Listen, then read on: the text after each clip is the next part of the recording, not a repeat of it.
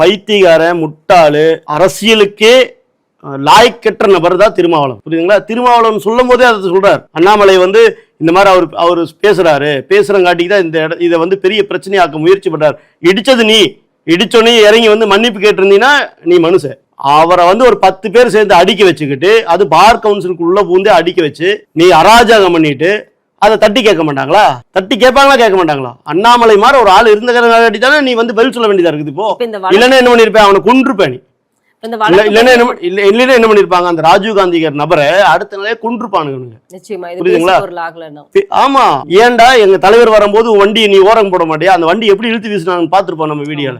அண்ணாமலை மாதிரி ஒரு ஆளுமை இல்லைன்னா தமிழ்நாட்டில் அப்படிப்பட்ட நபர்களை வந்து சாதாரண மக்களை ஒரு தலைவரை, அதாவது இவர்களே சொல்லிக்கிறானுங்க தலைவன் திருமாவளவன் மாதிரி ஆட்கள் வந்து வண்டி இடிச்சிட்டு ஏன்பா இடிக்கிறீன்னு ஒரு அப்பாவை கேட்டால் அந்த ஆளை அடிச்சு கொள்ற அளவுக்கு கலவரத்தில் இறங்குற அளவுக்கு இன்னைக்கு விசிகாரனுக்கு தைரியம் இருக்குது. அப்போ அதை தட்டி கேட்கறதுக்கு ஒரு ஆள் வேணும்ல.